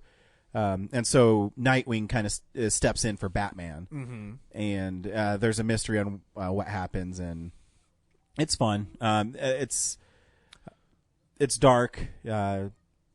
I still have to watch the Batman Ninja one that Brad gave me because he gave me one of his steel books that got damaged. Batman Ninja is style over substance. It looks really cool, right? But I still I'm always fascinated by the way different artists interpret them, especially after you remember the Gotham Knights one that they did to coincide with the Dark Knight. That one's amazing. Not all the stories are great, but just watching how people interpret Bruce Wayne Batman is awesome. Yeah. For some reason this time I sometimes get the DC movies as soon as they come out. Other times I wait. So this is one I waited till it was like $5.99. There you go. And it was worth it. I mean, the special features are kind of cool. It's a fun movie. I also watched 8th Grade, which is an amazing film. Very heartfelt. The dad is amazing in it. It's the best horror movie of the year. I just love how dorky it is. I describe it as it's not a movie you're just be laughing constantly, but you're constantly amused and you chuckle constantly. The part where the principal comes in and says, "Hey everybody," and he dabs, trying to be cool, is funny. And then random people going, "LeBron James." It's funny. It's a really well made film. I think everybody should see it. Definitely check it out. It was cringing at times. Oh yeah. Like, oh god! Like I remember. I remember that feeling. I remember that emotion. It's an unflinching Fuck look you, at Bo Burnham. Yeah, it's an unflinching look at being an adolescent. Yeah. But then at the end of it, I'm like, bravo, Bo Burnham. Oh yeah, no, it's wonderful. You scared me more than that Toni Collette movie. I also watched Another Wolf Cop, which I'm a fan of the first one. It's. But did we need another Wolf Cop? I think we do, because the first Wolf Cop is actually pretty good until about the last 30 minutes and gets really.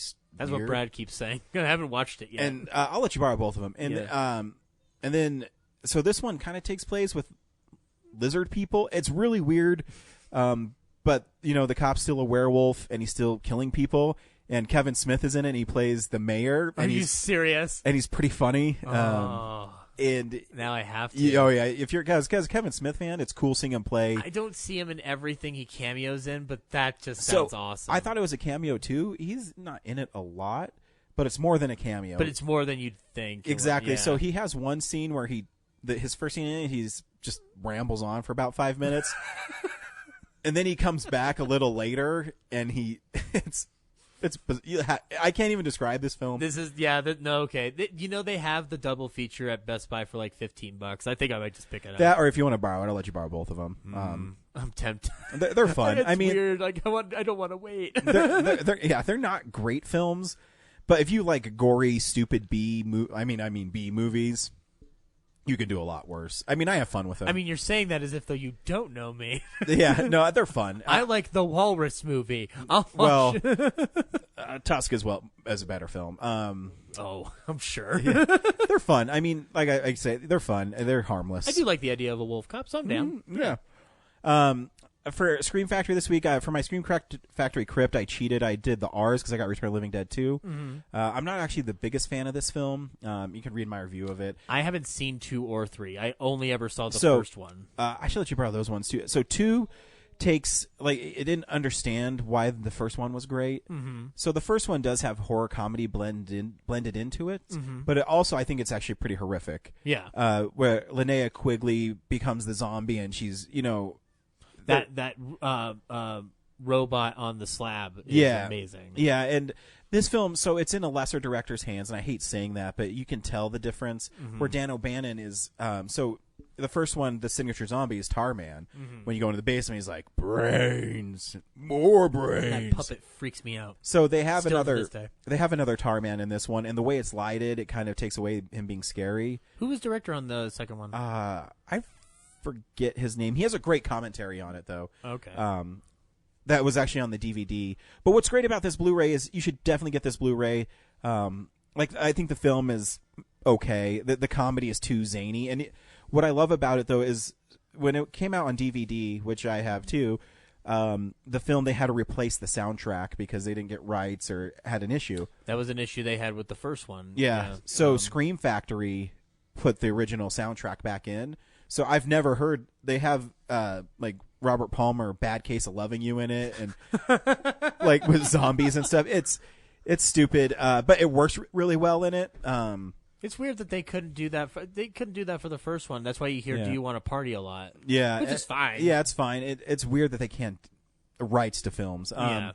Anyways, but the Blu-ray is awesome. It has what I love on some of the Scream Factory stuff that they end up doing is they have really candid interviews, and so they have an interview with the special effects guys, and they go, "Yeah, this movie's dog shit." They don't say that, but the makeup effect guy said, "I got the script, and I said, do you really want a zombie coming out of the ground looking for her glasses, and she puts them on and can see? I mean, this is in the film, right?" And he said, "All right. I mean, I'm getting paid to do the show, so I'll do what you want me to do." What in the underground?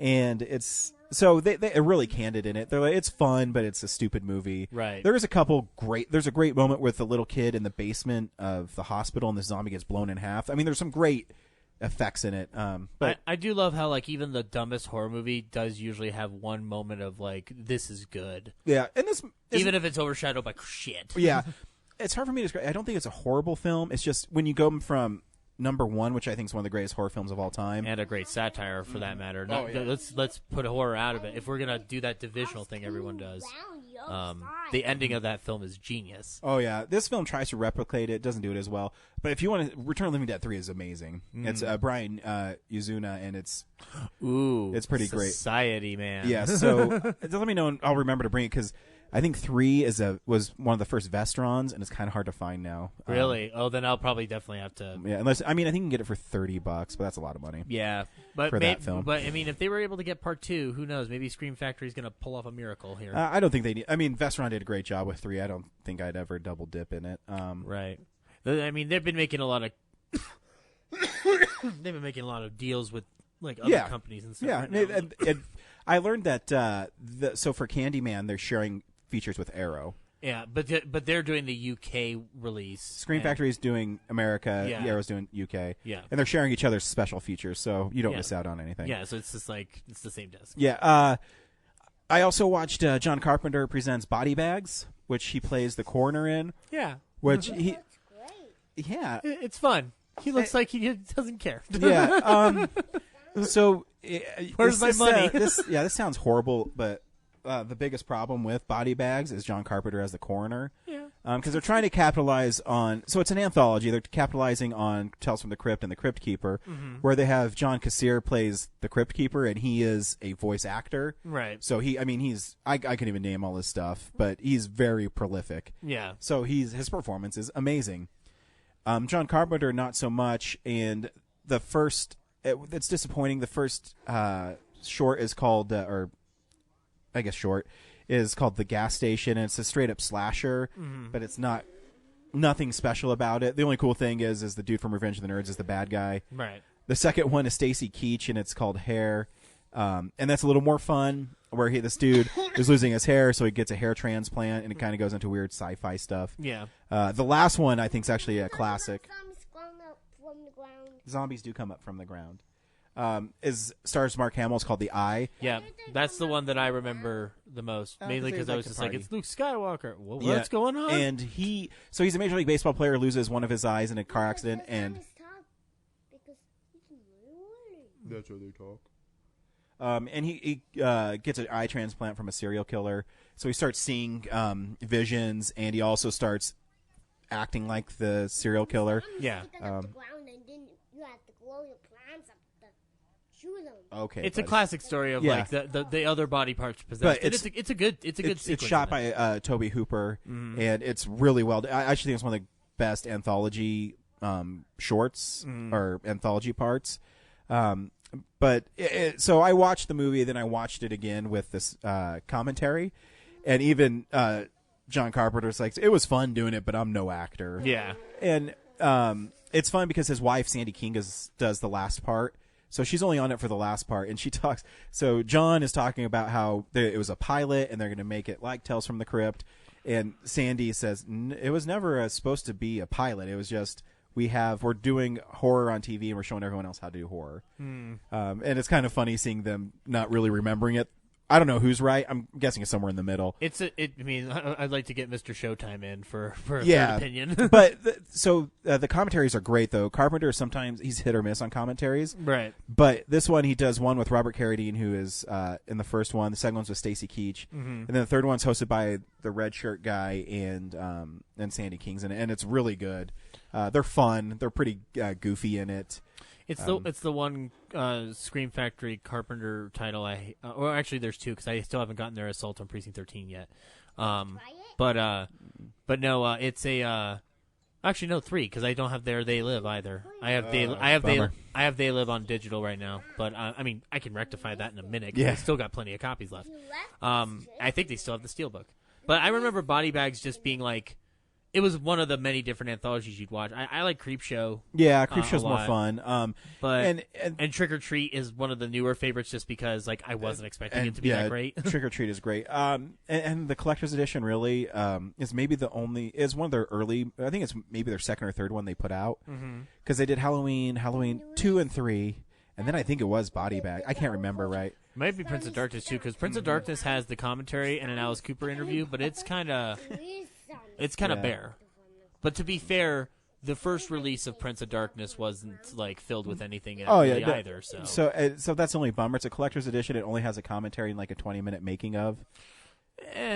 You could do worse for Body Bags. Yeah, I mean that it exists it's a new transfer, so it looks good. It's a strange miracle that we live in, and also it is a great example of how great Tobe Hooper was too. Oh yeah, absolutely. On that John Carpenter note, though, you should check out Find or Die, where he's introducing a series of independently made Halloween shorts, and the whole thesis behind it is that it's John Carpenter just wanting to shoot himself each time he introduces a video.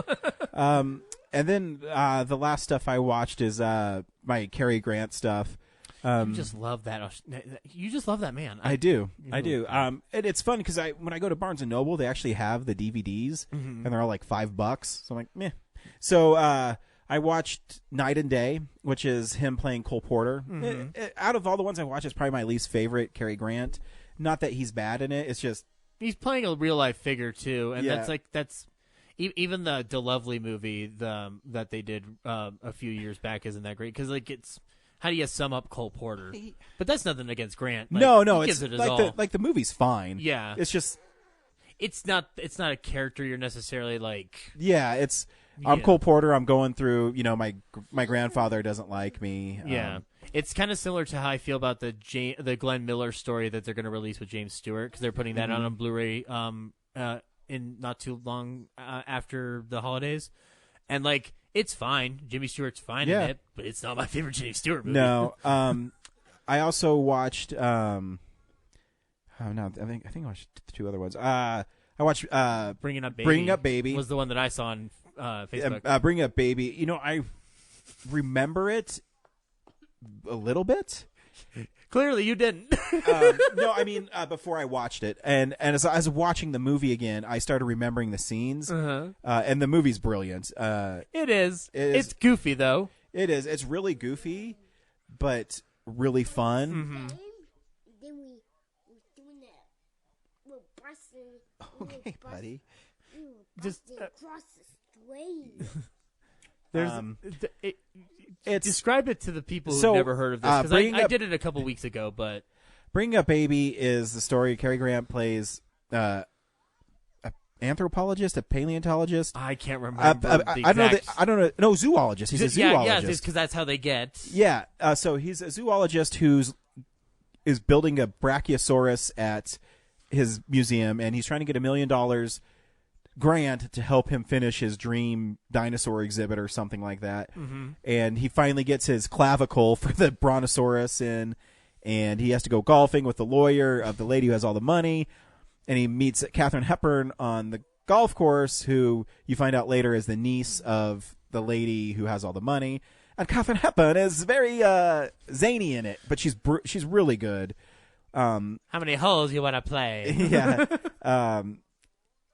It's a movie that wasn't appreciated in its time. And I don't blame them, because it's an interesting concept. I like it more now than I did when I first saw it. Yeah, it's really zany. So eventually they had the baby in question is she's given a leopard, and there is I think my favorite scene is really early in it when she's in love with him and he's supposed to get married. So she's basically, the plot is she's trying to intervene so he marries her, and so she calls him and she says she said, I have a leopard. And he's like, you don't have a leopard.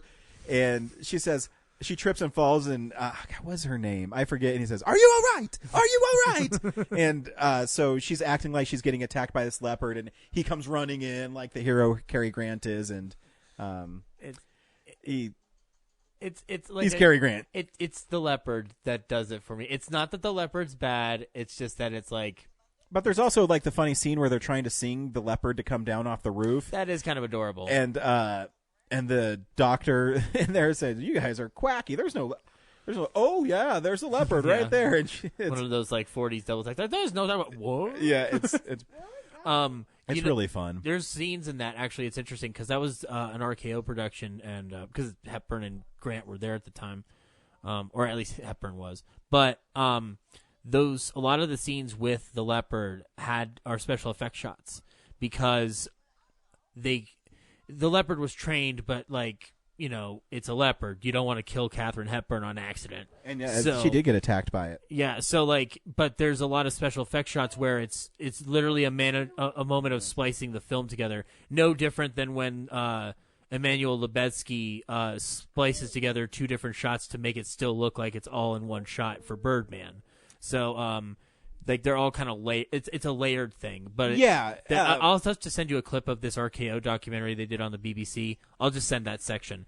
But it's fun to watch the different plates. Yeah, it's a fun movie. I also watched. I was looking at my list. My Favorite Wife, which is actually really fun. In it, Cary Grant plays a guy who's about to get married, but he has to prove that his previous wife is dead. And so he's at the courthouse, and she went shipwrecked on an island over 7 years ago. And the judge is like, okay, yeah, she's dead. And of course, as soon as he marries his new wife, his old wife comes back. And I just realized that might have been partial inspiration for the 100th episode of Family Guy. Oh, yeah. Like, not the same story per se. But no. So she comes back, and she's trying to prove that it's just the air conditioner, buddy. It's a fan. So she's trying to win back his love, and he talks about how he never really loved his new wife, and it's really funny. It's certainly not a Grant film that's talked about a bunch. Yeah, that's right. Especially in the terms of like it is. But he is really funny in it. There's some really goofy parts in it. So she's trying to lay guilt on him, like, I can't believe you married somebody else. And then he finds out that she was marooned on this island for 7 years with this guy. And so he's trying to figure out who this guy is. And so he sneaks away to the Pacific Club where this dude is at. Mm-hmm. And he's this really, like, buff, like, handsome guy. And he'll be like, ladies, hold my robe. And he goes up on the springboard and does, like, a dive into the water.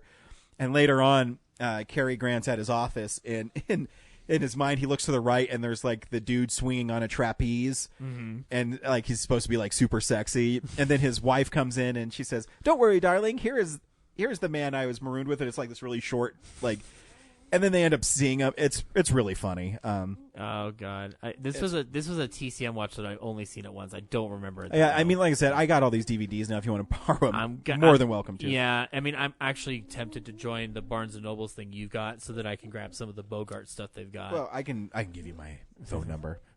Shh, don't tell. Yeah, don't tell Barnes. Don't tell Barnes or Nobles. Yeah, and the last thing I watched is is Revenge, which is a movie Brad talked about. Yeah, and I believe is on Shudder right now. Yeah, I really liked it. It's about a woman who goes away with her rich boyfriend. She gets raped by his, like, skeezy guys. They're supposed to go on a hunting trip, and because of what they did, they push her off a cliff. She ends up living, and she kind of comes back, and it's a rape revenge flick, but it's also shot by a woman, so it doesn't exploit the rape part. So it's not I Spit on Your Grave. Exactly. So it's not exploitive of the rape part, and it's good. more about her hunting down these dudes. It's pretty awesome. Good. If you're looking for a super gory, like, intense, fun movie, I definitely get it. Yeah, I've heard it's great. It's on the watch list. Actually, the Blu-ray is pretty cheap at Best Buy too. Yeah, so that's where I got it. I want to watch it on Shudder though, because I know that's where they're getting their exclusives through. Try to support them. Yeah, I do love that channel. Yeah, it's so only $5 a month, guys. Yeah, so I check it out. It's fun. Well, fun maybe not the right word. It's a cool movie. So that's what I watched this week. Nice. Lots of shit. You didn't rewatch, so you didn't rewatch Infinity War yet? Oh, I did. I just didn't talk about it. No, I need to rewatch it. It's awesome. The Blu-ray looks amazing. The Blu-ray is awesome. Yeah. The 4K. So I will say this: the Thanos in 4K is unbelievable. Like, he has like a 5 o'clock shadow, and you can see it a little bit on the Blu-ray, but his hands are purple. But you can see as it goes closer to his palm, it changes to like a pink. It's really amazing. Nice. And the costumes and like Iron Man's armor, and it looks great. I was curious how it looked. Yeah, the special features are blah. That's the thing. It's bumming me right now is a lot of this. Yep. A lot of the special features are really fluff. Mm-hmm. It doesn't. They have like 4 or 5 featurettes. The last 2 featurettes are pretty good. But if you haven't seen the movie, make sure you watch the movie before you watch the last 2 featurettes. Yeah, I haven't listened to the commentary yet. And I haven't listened to the commentary, but it's fun, and the movie's great. Sweet. This week on Real Nerds Podcast, we went and saw Happytime Murders. Yeah, we did. Zach, should people see Happytime's Murders? Sure. I mean, here's my thing. I do not think this is the travesty that the internet critics have been saying it is. I saw every article where they're just like, "Oh, the buzz is that it's the worst movie of the year or the summer." It's not. What were you expecting from the Dirty Puppet movie? Is my question. I guess that wasn't done by Trey Parker or Matt Stone. I mean, like, at the end of the day, this is Brian Henson doing something interesting with the puppet form that his father created. I will say, though, it's not a perfect movie by any means, but I had fun with it. I enjoyed myself enough. It's definitely flawed, and we can talk about it after the trailer plays. But I liked Melissa McCarthy in it. I liked the people performing for the puppets and stuff like that. Their voices, like it was fun to listen to them do their performances and also work those puppets. And I will say that I enjoyed watching a puppet Muppet movie of that nature again in a theater, because like the last time I saw one was probably Muppets Most Wanted. Obviously, different tones of that. But anyway, I think it's fine. I don't think you need to rush out. It's probably more of a Netflix watch, but it's harmless. If you've got like $5 and you want to laugh, you'll definitely laugh. I don't think you'll remember anything afterward, but you'll laugh. Yeah, I don't think you need to see this film. I don't think it's horrible. I also don't. There's funny parts in it. I don't think it's sustained very well throughout the film, and I think it has a lot to do with the direction. Sometimes people just don't know how to direct comedy like that. And you brought up Trey Parker, and he knows how to direct that. No, absolutely. Like I said, but I will say the puppetry is amazing in it. Super great. Melissa McCarthy is funny in it. There is some inconsistencies in the story. I think that a lot of this movie was edited. Yeah. We'll get into it. And then I have Joel McHale's character is really funny, but he didn't make very much. He wasn't integral to the story. I feel he like was just there. I think there's a lot of his story taken out, and then I knew it was the twist didn't shock me, but there's also have problems with the twist at the end. But we'll talk about it after we play the trailer for Happytime Murders.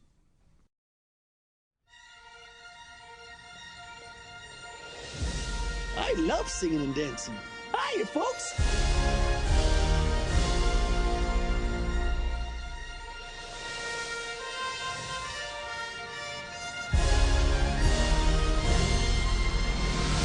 For 50 cents, I'll suck your dick. Well, it's a great price. It almost makes me wish I had a dick for you to suck. Oh, I'll take that as a yes. You two are the most decorated officers in this department. What do you see? Looks like a robbery gone wrong to me. This wasn't a robbery. This was a hit. What the? Someone out there is killing puppets. Hey, handsome. You looking for some rotten cotton? I'm a woman. That's okay. Yeah, that's even better. Got a good time for you. We're gonna catch the bastards who did these murders. Because bodies are gonna start piling up. You're one of the best damn cops I've ever seen. I'll have your badge for this. I'm in the fucking FBI. Oh, yeah? What's that stand for? Fucking big idiot? Cop, where is your dignity? Where's your empathy? Where is your sympathy? Bad cop. If shit gets crazy, I'm gonna go crazy as shit. Is that just a fantasy? God, are you all right? I ruptured my hymen. This pure ecstasy. I'm not doing this. Do it.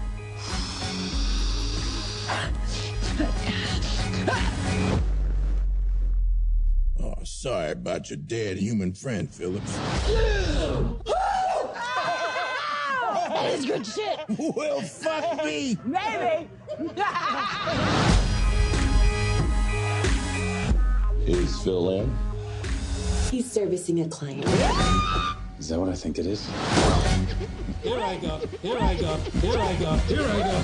Here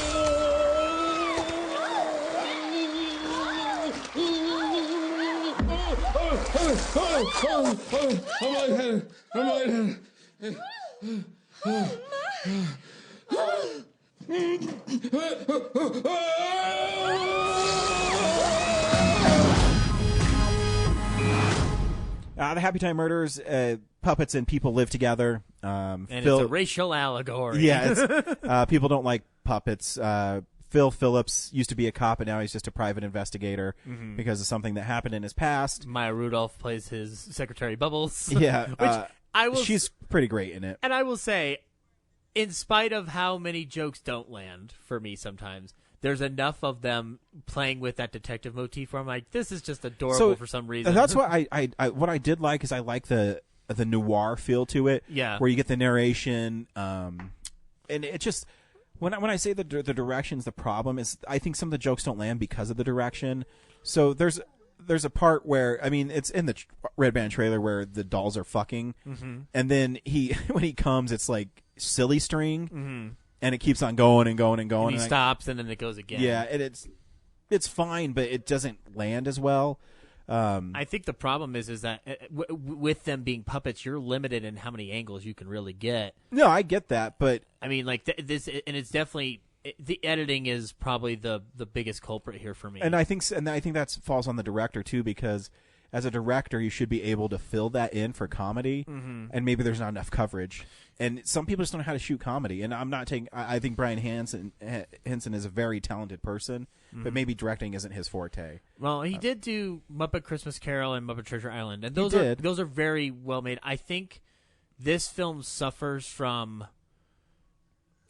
I don't want to say the production company is a problem, but if you had this under a different studio, something else would have been. But the difference too is when you have the Muppets, you have a clear tone you're trying to set and vision for that, and a vision. So this one, he's creating a new one, and some of the stuff is just doesn't work, and it's.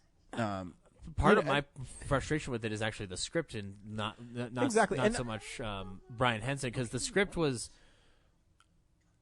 Sorry. You're fine. No, the script was written by someone else. It wasn't Brian Henson. Yeah, and that's fine. And like Melissa McCarthy, like it seems like a lot of her characters cut out too. Yeah. There's some like I funny. would like to move more about like her like dealing with being part puppet and part. That's like the spoiler. One of the bigger spoilers is that the incident that led Phil Phillips to be kicked off the force. Was that his partner got shot, which is Melissa McCarthy, and in order to save her, she had to get a puppet liver. Yeah, which is funny. So as a result, she can like eat copious amounts of sugar and not go into a diabetic coma. Yeah, which is a funny. It's moment. funny, but then I mean I didn't. I love the moment where she beats up the Russian bear and said, for the bitch comment. It was so funny. It's funny, but it's really out of place. Like, that's what I mean. It doesn't fit, and like she's really funny. I think her. Best line is when she gets suspended by the FBI. That doesn't make that's great. That's a great sequence. But that part doesn't make any sense. Why was she? So she gets suspended, but then she shows back up to interview Phil Phillips to bust him out of jail, and Was it just? I thought it was just visitor when I saw it. Maybe that's how I read it. I guess I don't know, but I love that sequence though because she's like calling out everyone she hated in the office, and then the last person she talks to is like, "I'm sorry we never got to fuck," and it's her real life husband saying, "There's still time." What? There's still time. And I mean, some of the jokes really did land. And I mean, my favorite actually line in the movie is, I think it was his brother said, "Man, what bent your boner?" Like things like that are great. It's just not enough of them. Just not enough. Did you feel that this was an issue at all? I was curious. Is that part of the joke? Obviously, going in is they're puppets. Mm-hmm. And like obviously like the way the puppets are murdered is like their fluff goes all over the room and whatnot. But the beginning of this film sets up a really cool idea of a racial allegory in terms of like, well, what people treat one another. And then but it felt like when they get killed, like we're treating that as a laugh. But I'm like, well, that seems out of place for some reason. And the laugh isn't funny. And yeah. I like the setup's great. So one of the puppets is killed by. Okay. That's my shadow. So my favorite actual like sustained sequence in the whole film is his brother is this movie star, Phil Phillips, and he has this like model at his house, and Kellen, stop, buddy, jeez, okay, golly, man, I love you, buddy, but relax. The Ryan Frost story. Yes, the murderer sets dogs loose, and the dogs rip him up. Yeah, and that was what I was. One of the things I was getting at was like, seeing him torn apart. It is hilarious. It is funny, and then it sustains throughout when the murder scene, when Phillips arrives on scene, and they're saying, "Don't remember your brother this way," and his fluff is everywhere. Yeah. And they're like, "I think we found the murderer," and it's like this Boston Terrier. That is a great gag. And he's like, "Give me that son of a bitch!" And it's funny. And then him and Melissa McCarthy fight. It's really good. She bit my balls. She bit my balls. Yeah. So like that was really good. And then it teeters off again. And the reveal of the killer is the young girl from the puppet that Phillips accidentally shot. I mean, I already put that together. And then I at least thought Elizabeth Banks had some part in it. But I didn't. But see, that's what it doesn't make sense. So Elizabeth Banks plays the former girlfriend of Phil Phillips, and she was on Happytime Murders. She gets murdered. But she denies being married to her. Yeah, but she's married to the bad girl in the film. The bad puppet girl, by the way. Yeah, bad puppet girl. And then she comes out, and she's like, "We don't have to kill him." And so she wasn't part of the plot, but she was part of the plot. I don't understand. She's like, I think the twist there. I think in the edit you're supposed to just assume she's a dumb patsy in this whole thing. I guess it didn't work. It was whatever. When I'm watching a film that's that choppy, sometimes I tend to just try to fill in the blanks myself, so I don't go insane. You have to. But but then there's great parts with like Joe McHale. Like, so I love stupid comedy, and so there's a part where Melissa McCarthy and Phil Phillips are like caught. And he's like, drop the weapon, and she does, and he says, drop that weapon. And there's some I already put it down. Drop your weapon. He takes off his sunglasses. Oh, yeah, and you can't see it till he takes off his sunglasses. It's really weird, but it's a really funny joke, and that's what I mean. Like, it's enough for me to like laugh, but it's not enough for me to recommend the movie because it's just too inconsistent. There was a fun line at the beginning of the film with Melissa McCarthy, like I think it's like pro tip: rookies don't actually wear the hat, dumbass. Yeah, and which I'm like, I don't know. I have to ask Ryan. Do they wear the hat? we don't have it. I don't know that. But there's just not enough to sustain the movie. Right. There's moments, and the moments being funny aren't outweighed by the inconsistencies in the script, the inconsistencies with the pacing and directing and editing. It's just not enough. You know why? Because this film really wants to be an even dirtier Roger Rabbit. Yeah. And you know what? I figured out like this morning why that obviously was not going to work is because like with Roger Rabbit, you set up from the get-go their world and make you love Roger at the same time via showing him in his cartoons. And then you get out into the real world. Yeah. You start inward and then you move outward. It's like pulling back. Yeah. You know?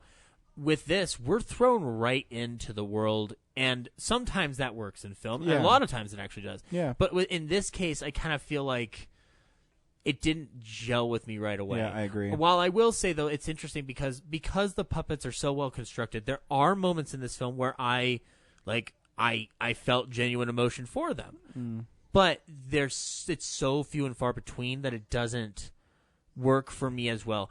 I will say, though, I would love to own the film if they put a bunch of special features on this because I'd love to watch more of what I see at the end, which is them producing this film. Yeah. So I mean, it's very interesting. Like the plot, too, is for like Phil Phillips to always be on scene when something happens. So the first one is, the murder in the porn shop. But how did she know that he'd be in the back room and he'd be framed and she'd kill everybody there? And how'd she know the rabbit was there? But it's okay because they're distracting you with two very disturbing porn sequences. And then how would they know that they were at the guy with the sugar place, that they would be in the back alley at the right time to shoot? It's just too many coincidences, and it feels like there's missing parts in the film. Right, and I'm wondering, like, it'd be interesting to read the original script because this was like a highly sought after, but like no one really wanted to touch it project. I think, if I can recall reading about this correctly. Yeah.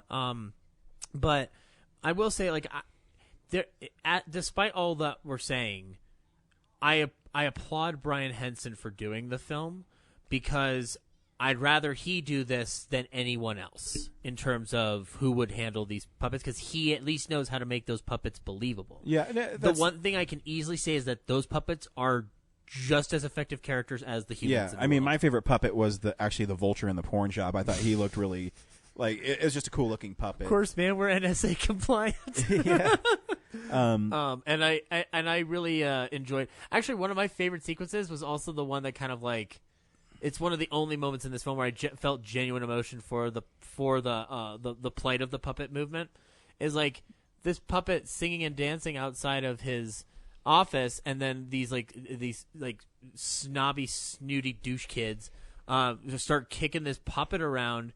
And take his eye, and then like Phil Phillips gets him to go away. Yeah, and he's just like, "This isn't the old days. You don't have to sing and dance anymore." He's like, "I don't have to. I want to." And I'm like, "That's good. Yeah. I want you to keep moving with that." Yeah, and they don't, and that's what because that's one of those things that like the Muppets do so well is that at the end of the day, it's all about entertainment and it's about showbiz.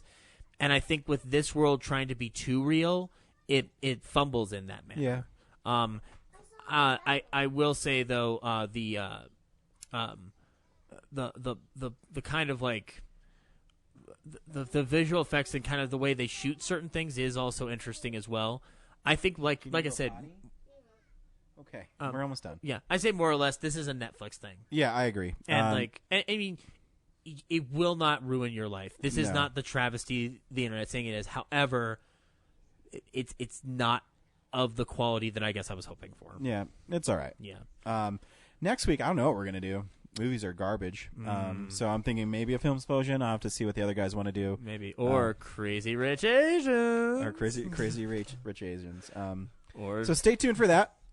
I hope you enjoyed me and Zach's show. Sorry, my kid kept on talking throughout the whole thing. Really quickly, which one of us won? Is it you pulling me, coming out of the water, holding my head, but then I wink? Or did we both just go up in flames? I win. Always. Who's the best, Kellen? Just you wait, I'm going to... I am. Till next week. Bye. Bye.